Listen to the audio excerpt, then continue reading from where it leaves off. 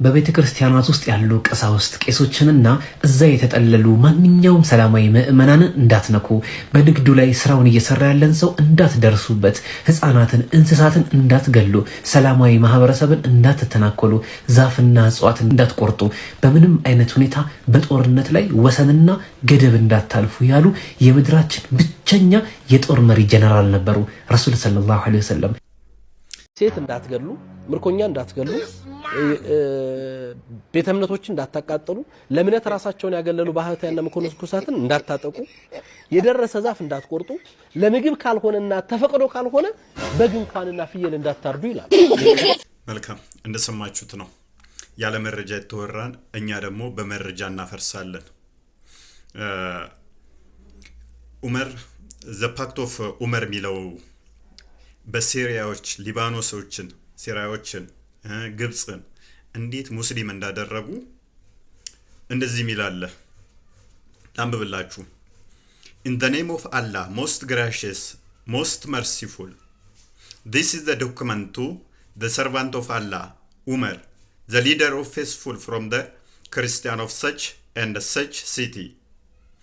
When you Muslim come to us, we request safety for ourselves, children, property, and followers of our religion. በአላህ ስም እጅግ አዛኝ ሩሩ በሆነው ይህ ዶክመንት የእንትና ዑመር የሱ እንትና ያወጣው በክርስቲያኖች ላይ ያወጣው አዋጅ ነው።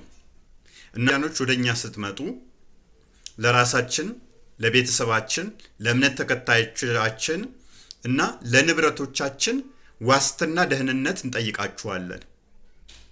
We made a condition on ourselves that we will neither erect in our areas a monastery, church, or sanctuary for monk, nor restore any place of worship that needs restoration. በቦታችን ላይ ቤተክርስቲያን ላንገነባ፣ ገዳም ላንሰራ፣ ለሞኖክሲዎች ማረፊያ መጠለያ ቤት ላንሰራ ቃል እንገባለን ብላችሁ ፈርሙ እያላቸው ነው።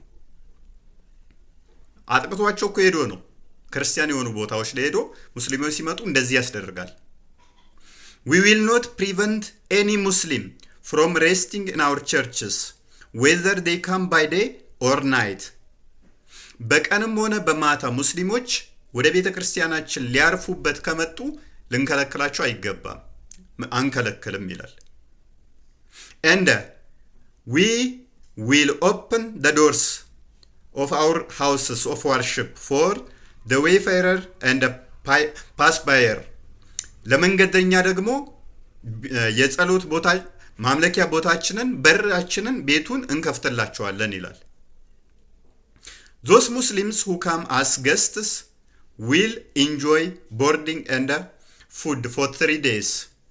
የመጡት ሙስሊሞች ደግሞ በቤታችን ውስጥ ለ3 ቀን ያህል ማረፊያ እንሰጣቸዋለን፣ ምግባቸውን እየበሉ ዘና ማለት ይችላሉላል። ሶ አንድ ሙስሊም ቢመጣ ቤት ውስጥ ለ3 ቀን ያህል አልጋህን ለቀህለት ምግብ እየሰጠኸው ማስተናገድ ግዴታ አለብህ ማለት ነው። ሰላማዊ ሃይማኖት ይሄ ነው። We will not allow spy against Muslims into our churches and homes. ሙስሊሞችን ስለላ የሚሰልሉ በቤተክርስቲያንም በቦታችንም እንደዚህ በቤታችንም አናደርግም ስለላ ነገር ማለት ነው። We will not teach our children the Quran. ልጆቻችንን ስለ ቁርአን አናስተምርም።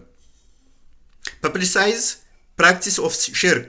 Invite anyone to shirk or prevent any of our fellows from embracing Islam if they choose to do so. ስለ እስልምና ምንም ነገር ላናሳትም፣ ምንም ነገር ለሙስሊሞች ላንሰብክ፣ ልጆቻችን ስለ ቁርአን ላናስተምራቸው፣ ከእስልምና ወደ ክርስትና ላናመጣ፣ የኛ ግን ወደ እስልምና መሄድ ከፈለጉ ላንከለክል ብላችሁ ፈርሙ። We will respect Muslims, move from the place we sit in if they choose to sit in them. ሙስሊሞችን ልናከብር፣ ሙስሊሞች ከመጡ ቦታችንን ለቀን መቀመጥ ከፈለጉኛ ቦታ ላይ ቦታችንን ለነሱ ልንለቅላቸው ይገባል። We will not imitate their clothes, caps, turbans, sandals, hairstyles, speech, nicknames and title names.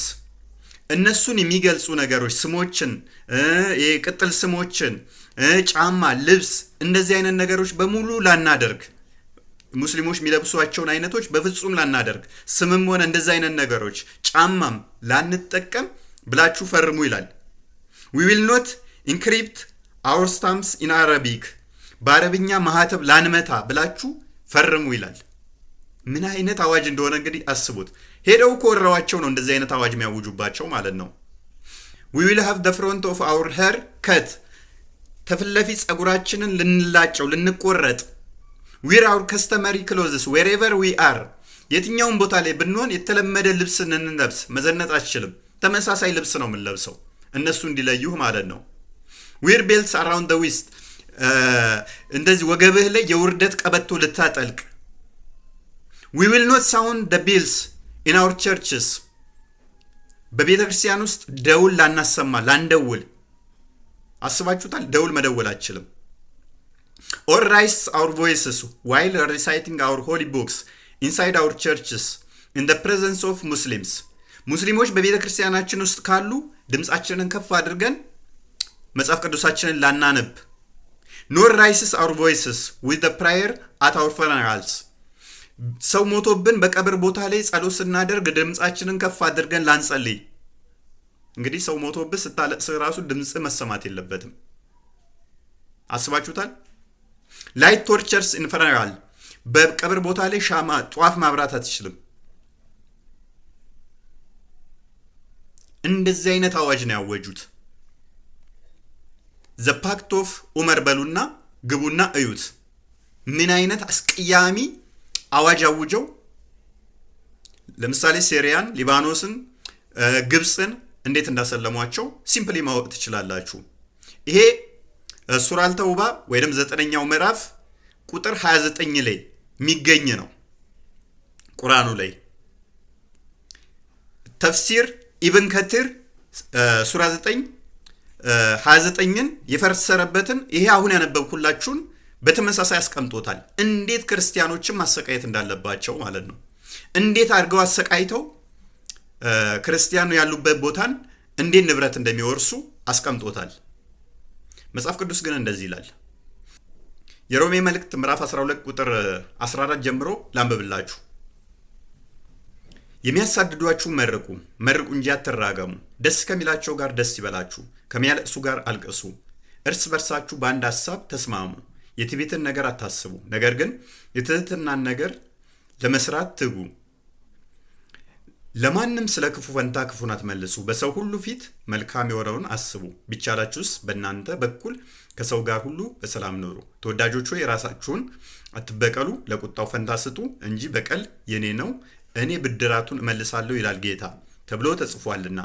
ጥላት ግን ቢራብ አብላው፣ ቢጠማም አጠጣው። ይህን በማድረግ በራሱ ላይ የእሳት ፍም ትከምራለህ። ክፉን በመልካም አሸንፉ እንጂ በክፉ አታሸንፉ። ስለዚህ አሁን ምርጫው እናንተ ነው። ሩሩ አዛኙ ማን ነው? ቤትህ መጥቼ ለ3 ቀን ያህል እንደፈለኩ ብሆን ግዴታ አለብህ ብሎ አስገድዶ የሚያደርገው ነው?